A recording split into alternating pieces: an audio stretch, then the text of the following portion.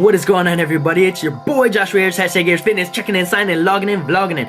Today I'm going to talk about testosterone. What is it? What does it do? How can we naturally improve it? And all of that other good stuff. What is the thing that helps you get that nice chiseled out of stone, chiseled out of marble, looking like a Greek god jaw? That would be testosterone. Now, what is testosterone? Testosterone is a hormone found naturally in the body, and it's pretty much the main hormone that affects skeletal muscle tissue. So your muscles, along with growth hormone, but that'll be for another video. And testosterone also gives you your secondary sex characteristics for men. Typically, I guess you could say, quote unquote, the man jaw, the deepening of the voice, and facial hair, which I don't have a lot of, but I have a little bit. That's why when a lot of, female competitors, whether it be in a sport or on stage, whatever have you, and they take testosterone, they start getting a deep voice, they start getting more of a manly kind of look in the face because of the jaw. They'll get hair and acne and all the other kind of fun stuff that comes along with being a guy, right? So that's what testosterone has on that kind of level.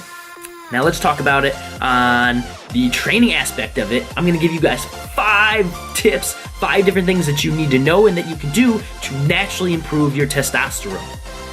Alright, so jumping right into it, the very first thing that you need to know to naturally improve your testosterone, and it's something that you should all already be doing anyhow, is going to be doing heavy compound exercises. So you shouldn't be in the curl rack all day, you shouldn't be doing tricep kickbacks all day, you shouldn't be doing calf raises all day if you're trying to improve your testosterone. Heavy compound lifts, I'm talking about squats,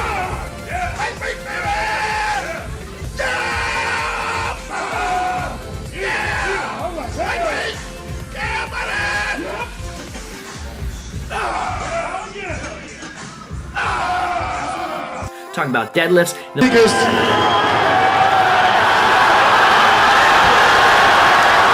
I'm talking about power cleans.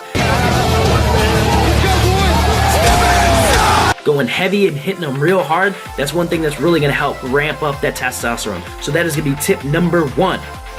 Alright, so tip number 2 is going to be the resistance that you're going to be using for those weights, for those compound movements, is going to have to be at least 85 to 95% of your 1 rep max. So if you can only squat 315 pounds, it needs to be 85 to 95% of that 300 or 315 pounds, okay? So you have to work in that range, and so that'll typically fall in for the rep range. I'll include this for tip number 2. The rep range should probably be about 5 to 10 reps. So that's like basically a 5 to 10 rep max right there. So that should be the resistance area that you're training in. So it's going to be pretty heavy, so you're not going to be doing a million reps all day, okay? So it's going to have to be heavy and hard. So you got to hit it heavy and hard. Tip number 3. So going along with that, you must do multiple sets, multiple exercises. You have to be doing moderate to high volume. So what volume is basically the accumulation of everything. So if you do 2 sets of squat at 315,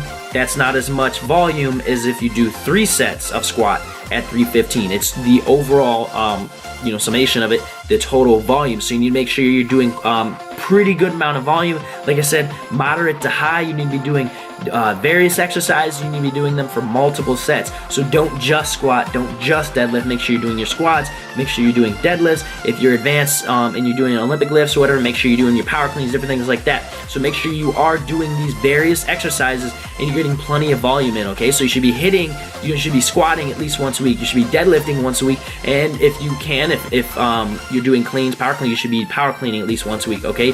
Hitting those heavy compound movements pretty frequently, so that way we're getting enough volume to really help ramp up that testosterone. Tip number 4 is going to be, instead of sitting over there on the leg extension machine or when you're squatting, twiddling your thumbs away, scrolling, checking Instagram, oh, this chick's pretty hot, oh, Facebook, oh my god, look what they said, YouTube, oh, he posted a new video, look at that, #Fitness, that's the coolest channel in the world, oh my god. Instead of sitting there messing around on your phone or talking to people, yada yada, make sure that your rest intervals are pretty short. You want to have them anywhere from 30 seconds to 1 minute.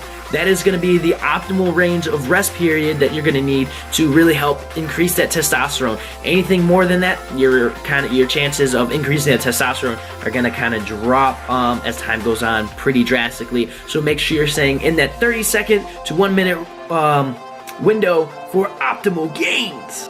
Alright, now for the fifth and final tip, it's going to be basically something very simple. It's having 2 or more years experience with resistance training.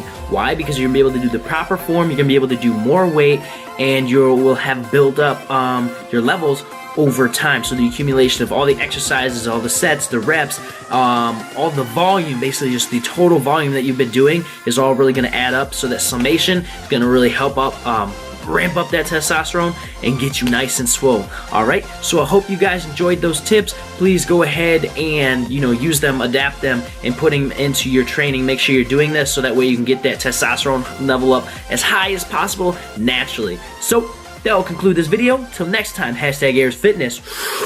Boom! Out!